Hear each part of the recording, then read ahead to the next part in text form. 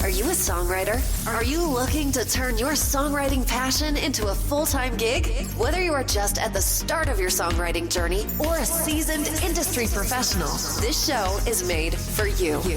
Welcome to the Songwriter Show, bringing together songwriting news, interviews, and community. Now, welcome your host, Sarantos.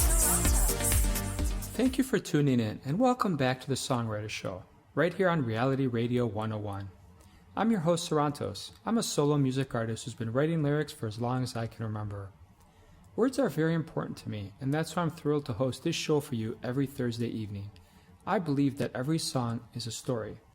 Tonight's guest is Jay Elle. Jay is an acoustic pop rock singer-songwriter who brings warmth and energy through diverse, well-crafted, 5-star guitar-driven melodic songs. His soft, inviting voice will uplift and soothe your spirits, and his witty lyrics will provoke deeper thoughts about the world while sharing optimistic, positive, upbeat messages that will have you carry on with your day with a smile. And now, welcome this week's special guest. Welcome to the show, Jay. How you doing?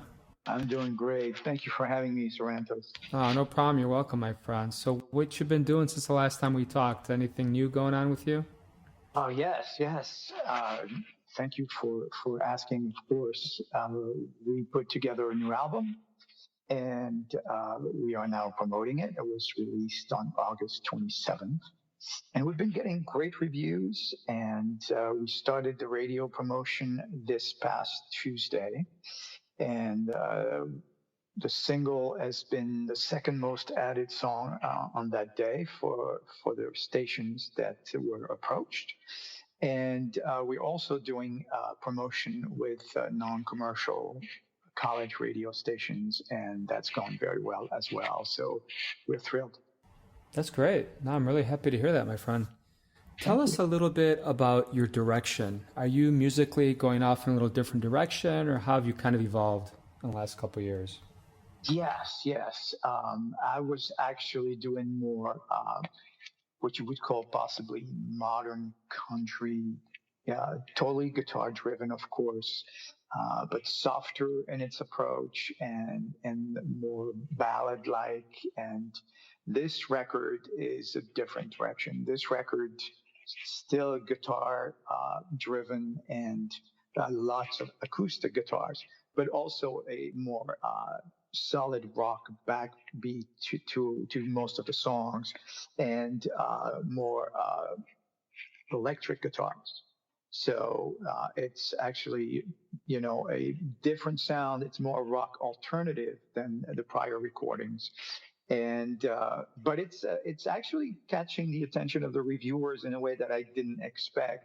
Some of them mentioning the theory or thoughts out there that rock is making a comeback, and I certainly didn't have that in mind when I wrote the songs. And the producer, Caleb KBC Sherman, who did a magnificent job on the record, him and I never discussed sort of, hey, which way are we going to go? It was very organic, and everything developed from the songs themselves. So we find ourselves in a strange place, if you will, because there may have been conversation around, styles coming back, but it's a fun record, full of energy. Tell us a little bit about the songwriting process. Anything different on a couple of these songs that you haven't done in the past in terms of how you wrote it? I actually did do something a little bit different. I forced myself to write way more songs in a shorter amount of time. I wrote 30 songs. And the reason being that I find that if I write and then give it a rest and write some more later, that I tend to stay within the same, basic comfort zone that I feel, okay, I can do these things, and this is me. And so when I write way more songs faster, it forces me to explore areas that I wouldn't. I've got a song, for instance, on the album. It's called Tequila Kiss, that has a Latin flavor to it that I've never explored before. It's a song about Nina Dobrev, the actress from the Vampire Diaries. Yeah. And, it just kind of very different from what I've done. And some others also where I went acoustic, but I went into places like more waltz-based rhythm. Yeah. So yeah, the writing process is different, but they were all just me and my guitar in my room, and recording these acoustic tracks. And then after that, Caleb, as I mentioned, did a fabulous job orchestrating and bringing everything together in a cohesive album. Do you think it's important for people to vary things up and try things a little differently as they get past their first few years?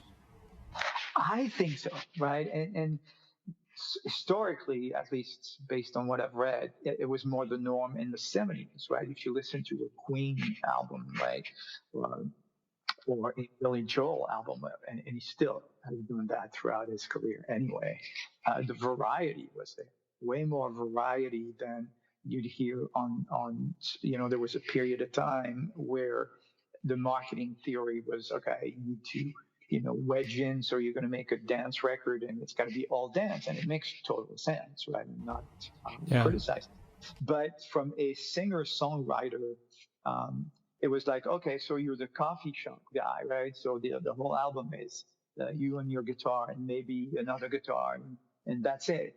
Whereas in certain past eras, and of course things change and come back as always.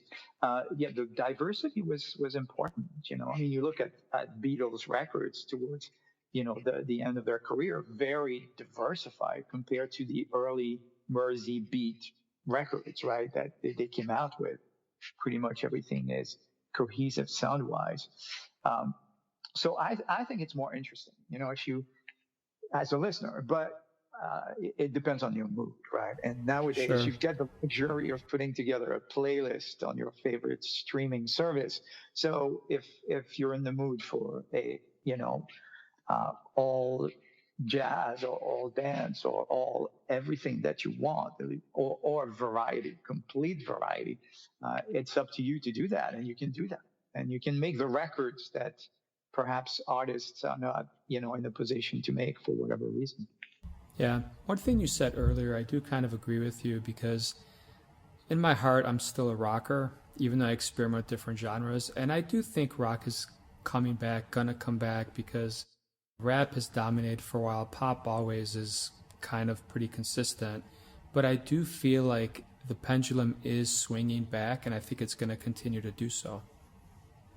Well, you would have your hand on the pulse right there, because of not only the music you create, because I follow you, and I get your distribution videos and watch those.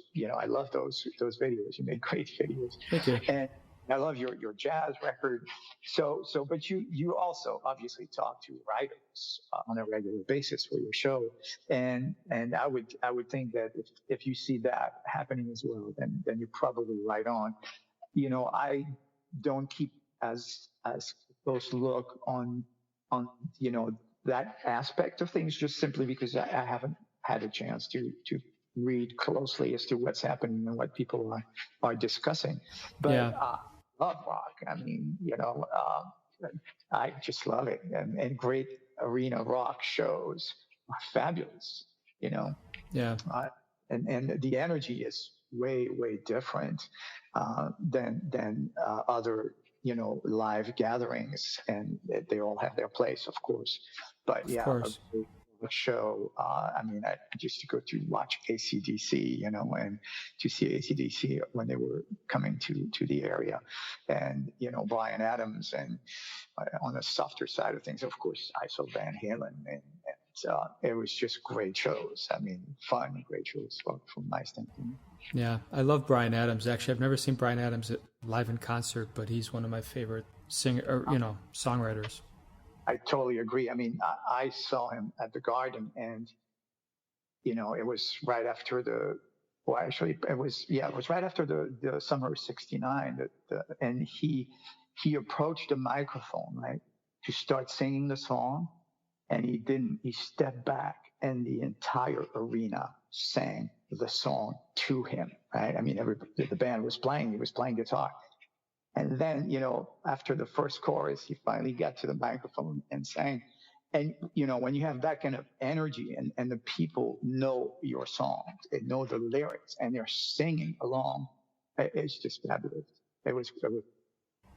Can you imagine that? Like, we all have dreams, right? But to me, forget about being in front of 80,000 people or even a couple thousand. People singing back your song to you. That is just one of those things that I hope to experience once in my life. I mean, it's got to be so cool. Wish it for you, man. I have never experienced it myself, but I would love it. It's just cool, It's just really, really, really cool, Yeah. But yeah. The other thing that's cool is when you have these rockers like Bryan Adams or just any musician or songwriter that are just kind of cool people.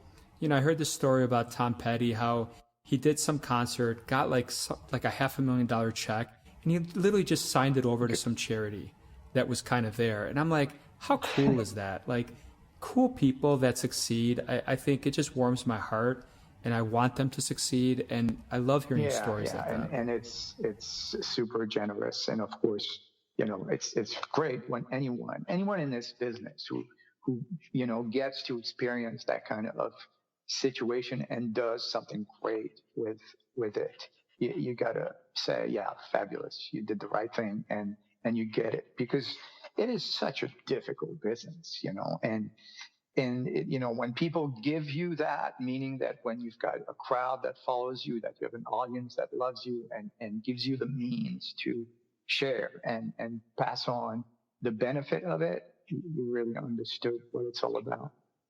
It's not about like, I'm going to add 2 more wings to my mansion in LA. What are you going to do? Like, more space to do what? To collect dust? No, you got it. It's like, hey, thank you guys. Thanks for listening to my songs. Thanks for buying my records. And you know what? We're going to take care of people who need the money. So, great story. Yeah. Jay, tell us a little bit about the vibe in your city. Where are you at, and what's the vibe like after COVID with live shows or just music in general? Well, New York City got obviously hit pretty badly early on, right? And it was kind of, wild to, see how people were pretty good at taking care of each other and following the rules.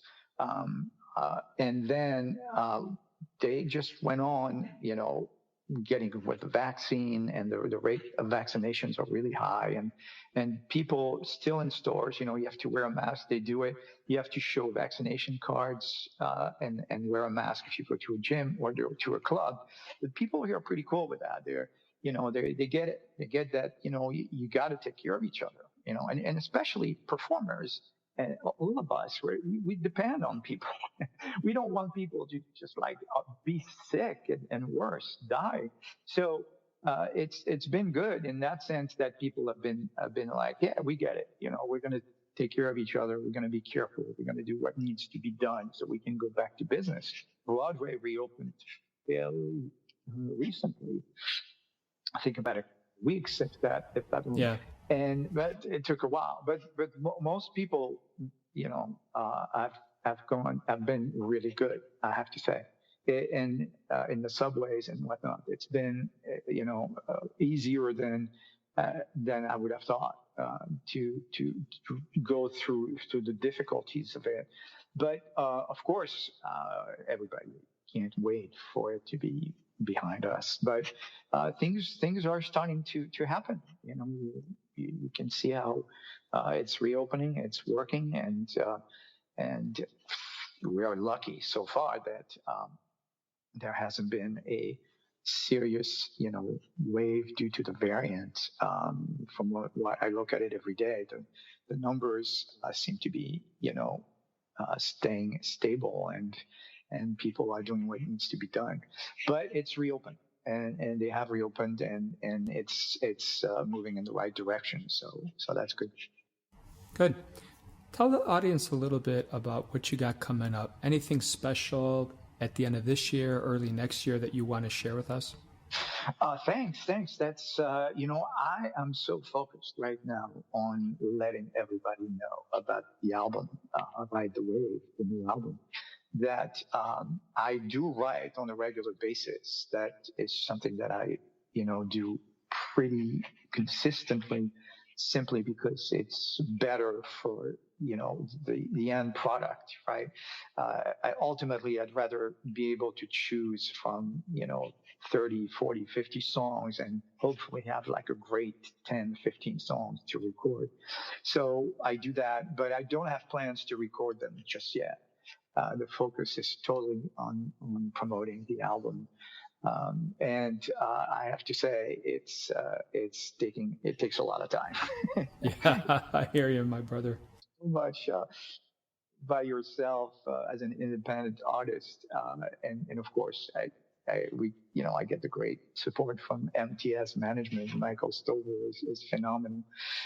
He does a fabulous job. But it's you got to post, you got to write stuff, you got to do it, you got to be there, and it's great. I love it. I mean, I love talking to you and folks that we've been able to get on the air with. But that's it, really. I don't have a definite set of songs or dates when we're going to be recording something.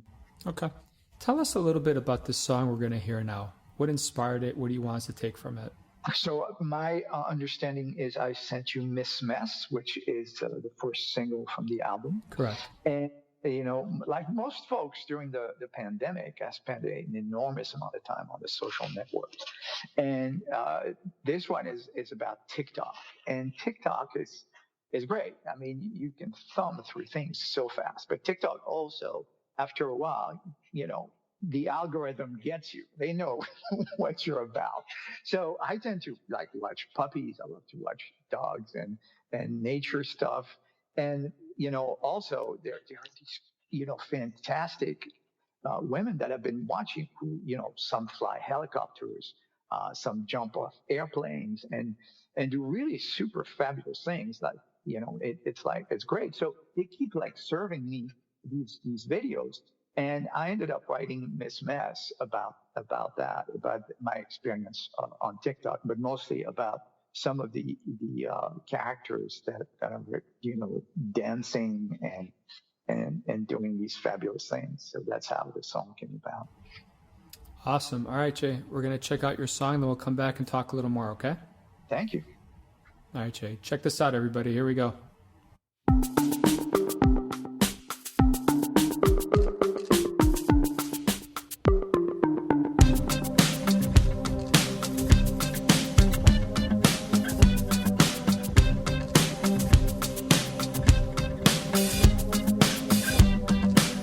Misunderstood. Miss, I never think whether I should. Bad from my manhood, swaying like a riptide on the loose. You feel you've got your heart caught in a noose, hoping that you've gone down and fly some kind of flag of truce. She's ever so flawless in her little black dress, Miss Mess. She's ever so reckless in her little black dress, Miss Mess, Miss Mess.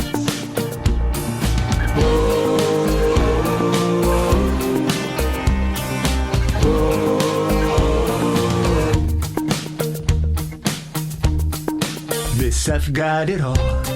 Miss, I'm never gonna take the fall. Always gonna war. Always got you chasing your own tail.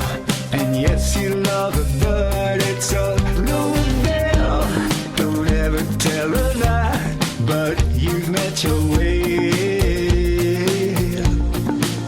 She's ever so flawless in her little black dress, Miss Mess. She's ever so reckless in her little black dress, Miss Mess, Miss Mess. Oh.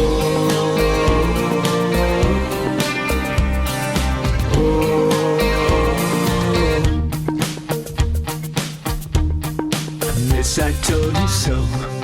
Miss, there's quite a lot that you don't know. She's running the game show, hanging like a raindrop on a thorn. You feel like you are riding a unicorn, hoping that your plans are all still going on. She's ever so flawless in her little black dress, Miss Fence. She's ever so reckless in her little black dress, Miss Fence, Miss Fence.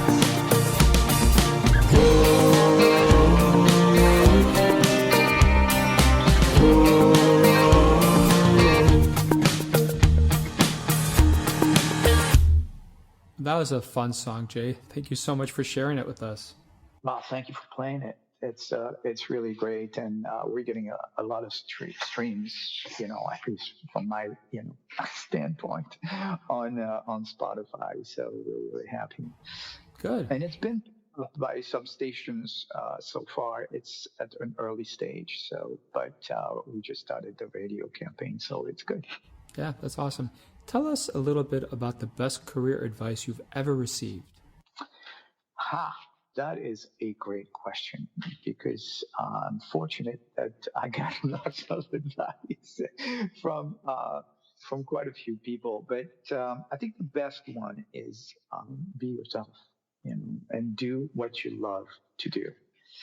You can't second guess where the music business is going to go, what a majority of audiences is going to want to hear in terms of style or genre. So, if you love to play blues guitar and that's your thing, just go for it, and become the best you can be at it. Do your thing and get better at it, and do it passionately with enthusiasm. As far as the rest, there are things you cannot control, no matter how hard you work or how much you apply yourself. It's just no way you can control, what people are going to want to hear, whether it's business folks or not. And so control what you can. Yeah. Control how much you practice, how you take care of yourself, so that you don't destroy your voice by, not taking care of your health, and stick to it. Even if, Yeah, it's great advice, my friend. right, I thought so. And it's no guarantees, not that or any other approach is not going to guarantee an outcome. But one thing is sure is you're going to be happier. So. Yeah, and I agree with you. I've gone through the same challenges myself, and I've gone full circle, and now I'm just all about being yourself and do what you do. And of course, you're still trying to have good harmonies and catchy melodies, but at the end of the day, you got to do what you want to do and stop chasing some trend or chasing something that you think people want to hear. Right, exactly. That's exactly right. You put it, the best way you can put it. Chasing things is not worth it. It's not, an approach that pays off. Yeah. Tell us the worst advice you've ever received. Well, and it can't be anything I told you. Right. I'll give you full credit for that. No, I never thought about it this way. It's, wow, you're giving me a tough one. I might have to come back to you next time we talk. I don't know. I have to say, I have not had a terrible experience at any point that I must say, oh, wow, I should have never listened to this person or that person. But I'm also, fortunate that most of the people I've met have been really friendly and nice and helpful. I can't think of anything. I'm sorry. No problem, man. That's okay. Tell us your socials, your website. Where can people buy your stuff, stream it, whatever you want to share with the fans? Oh, great, great. So the hub is my website. So it's JLJAYELLE songs.com. And there you have everything. There is the entire catalog and records and the latest, of course. And I have a presence on the major social networks, Facebook, Instagram, when they're up. That's JL2222. And also on YouTube, but I don't have many videos. I have to develop that. I have to work on that and find the time and the funds to do more video work. Otherwise, yeah, that's if you come to the website, you'll get a sense of what's happening, and also you'll be able to find me everywhere else. All right. As far as distribution, streaming sites worldwide and stores worldwide. Yeah, that's great, Jay. Thank you so much for being on the show tonight. I really appreciate it.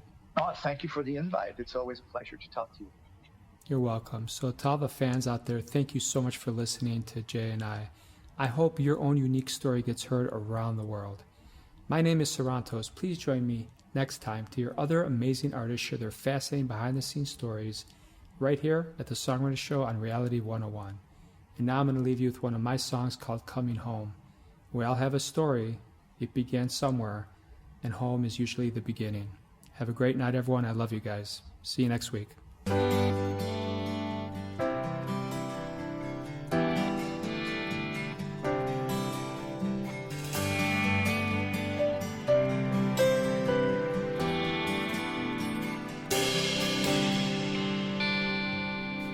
I ran away to the city that one day. There I found so much trouble, nearly drowned. The bold taste was a thrill, but a waste. Only ended up in a corner, badly dented up. Each dawn brushings, no real freedom in the rain. Miss the smell of wonder and way we felt.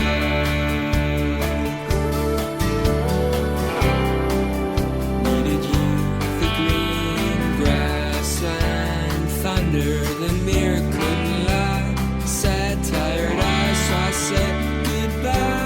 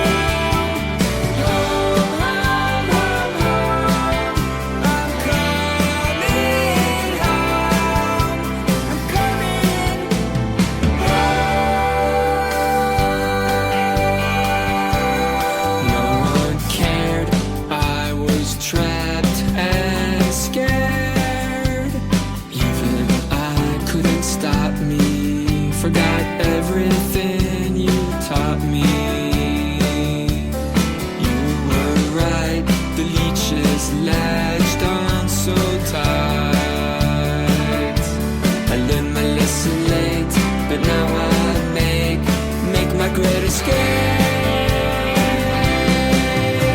The journey was long, but I'm coming home, back where I belong. Baby, baby, I'm coming home. Home, home, home, home. I'm coming home. I'm coming home.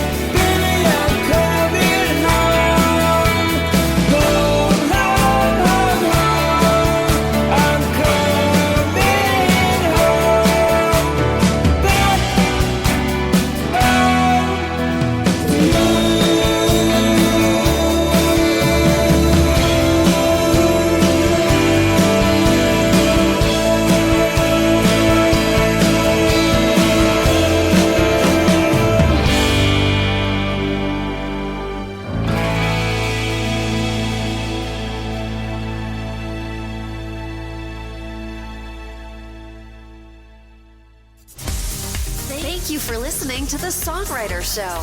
To keep the momentum going, head over to www.songwritershow.com and join our free music community of artists, songwriters, and producers. That's www.songwritershow.com.